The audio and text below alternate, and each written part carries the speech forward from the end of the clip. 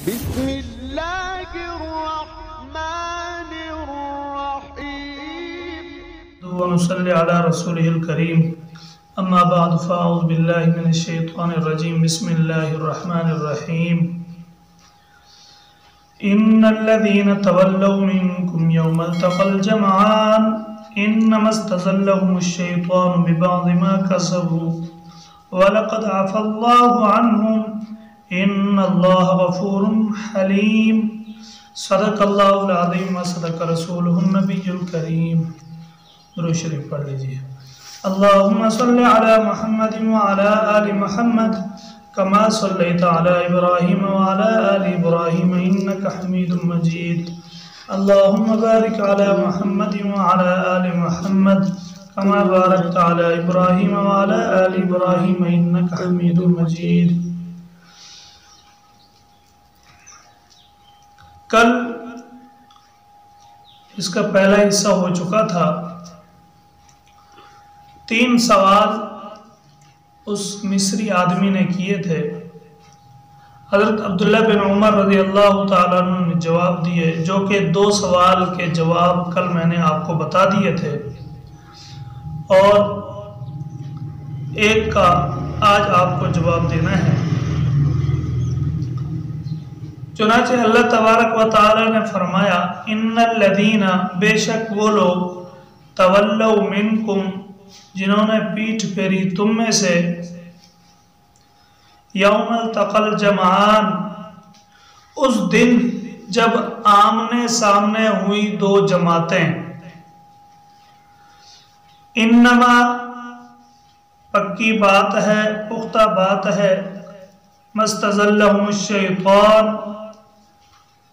پھسلایا ان کو شیطان نے ببعض ما کسبوا ان کی بعض کمائی کی وجہ سے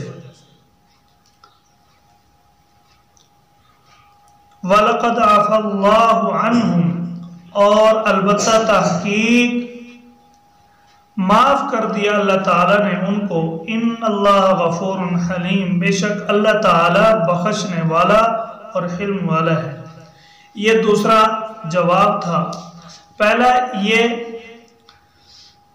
کہ غزوہ بدر میں حضرت عثمان رضی اللہ تعالیٰ عنہ کس وجہ سے شریک نہیں ہو سکے اور دوسرا اللہ تعالیٰ نے اس قرآن پاک میں آیات نازل فرما دی کہ معاف کر دیا ان کو اور تیسرا سن لیجئے کہ دراصل حقیقت یہ 6 ہجری کو جناب نبی کریم صلی اللہ علیہ وسلم نے جب ارادہ فرمایا بیت اللہ شریف کی طرف جانے کا تو آپ کے ساتھ صحابہ کرام بھی موجود تو بیت اللہ شریف سے 6 میل دور حدیبیہ کے مقام پر پہنچے تو آپ کے جو جانثار تھے انہوں نے آ کے بتایا کہ جب سے جناب نبی کریم صلی اللہ علیہ وسلم کو آپ کے بتایا انہوں نے کہ حضرت جب سے قریش مکہ والوں نے آپ کے دشمنوں نے جب سے سنا ہے کہ آپ آ رہے ہیں تو انہوں نے اپنے لشکر جمع کرنا شروع کر دیے ہیں تو حضور نے پھر وہیں پر قیام فرمایا ککر کے ایک درخت کے نیچے حدیبیہ کے مقام پر پھر اپنا ایک صحابی بھیجا کہ جا کے یہ بتاؤ کہ ہم لڑنے نہیں آ رہے ہم طواف کرنے کے لیے آ رہے ہیں عمرہ کرنے کے لیے آ رہے ہیں تو آپ کا جب سفیر گیا تو انہوں نے سفیر کی سواری کو ذبح کر ڈالا اور انہوں نے ارادہ کیا کہ اس کو قتل کر ڈالو تو یہ اپنی جان بچاتے ہوئے جناب نبی کریم صلی اللہ علیہ وسلم کے پاس پہنچے اور سارا واقعہ بیان کر دیا اس کے بعد پھر بیت اللہ شریف کی طرف سے یعنی ان دشمنوں کی طرف سے آتے رہے اور گرم سرد ہوتے رہے اب صحابہ کرام نے آپس میں مشورہ کیا اور جناب نبی کریم صلی اللہ علیہ وسلم کے پاس گئے، کہنے لگے حضرت ہمیں بھی اپنا ایک سفیر بھیجنا چاہیے کہ وہ جا کے بڑی عمر والوں کے ساتھ بات کرے، شاید ان کو سمجھ آ جائے۔ تو پھر حضور نے فرمایا ٹھیک ہے۔ حضرت عمر رضی اللہ تعالیٰ عنہ کو بلایا، حضور نے فرمایا کہ عمر میرا دل چاہتا ہے کہ آپ ہماری طرف سے ان کے پاس جاؤ تاکہ وہ بڑے جتنے بھی ہیں آپ کی بات کو سنیں، شاید وہ سمجھ جائیں اور ہمیں عمرہ کرنے دیں۔ تو حضرت عمر رضی اللہ تعالیٰ نے فرمایا حضور آپ کو تو معلوم ہے میں گرم طبیعت کا مزاج رکھتا ہوں، اگر انہوں نے کوئی ایسی ویسی بات کر دی تو میں گرم ہو جاؤں گا اور بات بنتے بنتے بگڑ جائے گی۔ میرا مشورہ ہے کہ آپ حضرت عثمان کو بھیج دیں، ان کی طبیعت بالکل ٹھنڈی ہے، وہ ایسے ہیں جیسے برف کی ڈلی۔ تو حضور نے فرمایا ٹھیک ہے، آپ کا مشورہ بھی صحیح ہے۔ حضرت عثمان رضی اللہ تعالیٰ عنہ کو بلایا اور حضور نے فرمایا عثمان مشورے میں طے ہوا ہے کہ آپ ان کے پاس جاؤ اور ان کو کہو کہ ہم طواف کرنے کے لیے آئے ہیں، ہم لڑنے کے لیے نہیں آئے۔ حضرت عثمان رضی اللہ تعالیٰ عنہ جب بیت اللہ شریف کی طرف پہنچے تو جب انہوں نے دیکھا کہ یہ تو احرام کی حالت میں ہیں، پھر حضرت عثمان بن عفان رضی اللہ تعالیٰ عنہ کو کہنے لگے آپ عمرہ کر لیں پھر آپ سے بات کرتے ہیں۔ حضرت عثمان رضی اللہ تعالیٰ عنہ فرماتے ہیں جب تک میرے حضور جناب نبی کریم صلی اللہ علیہ وسلم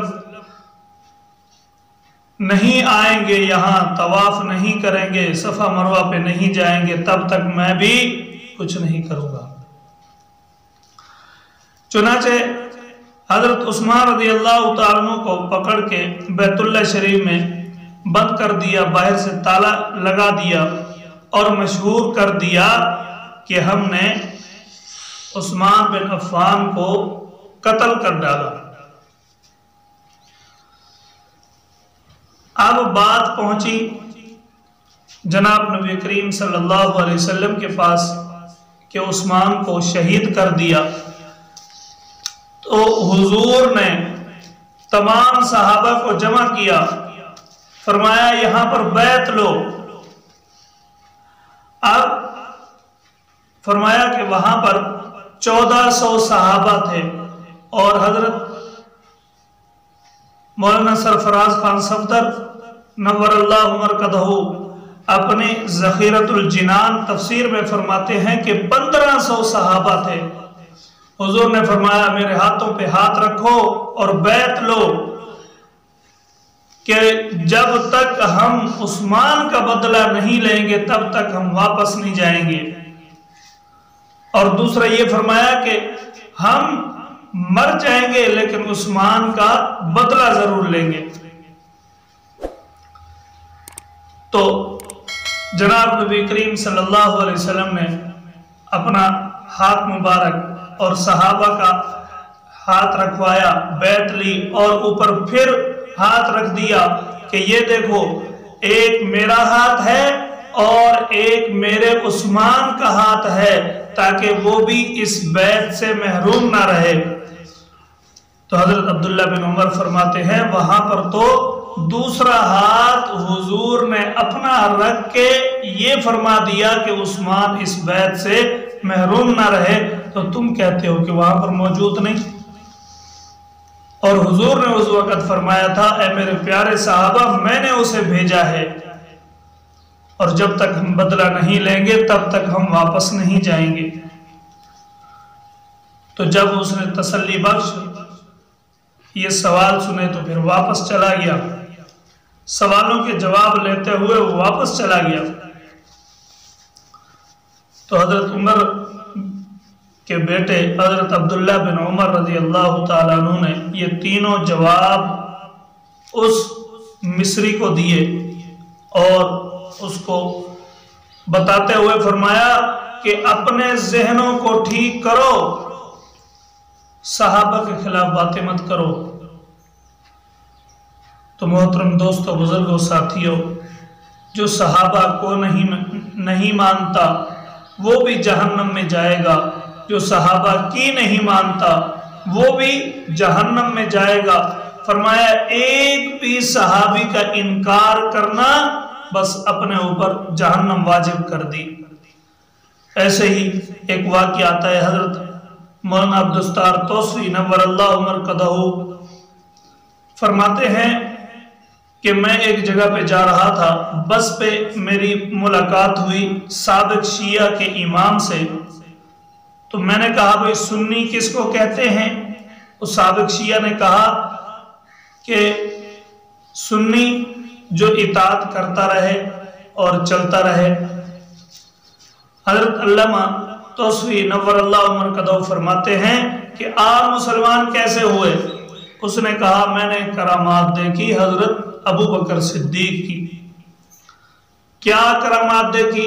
کہنے لگا میں نے دیکھا کہ حضرت جی آئے ہوئے ہیں اور اس نے ایک چیلنج کیا ہمارے امام باڑے کے سامنے کہ تمہارے اس گروپ میں ایک بھی حافظ نہیں، اگر ایک بھی حافظ ہے تو وہ میرے سامنے لاؤ، میرا چیلنج قبول کرو۔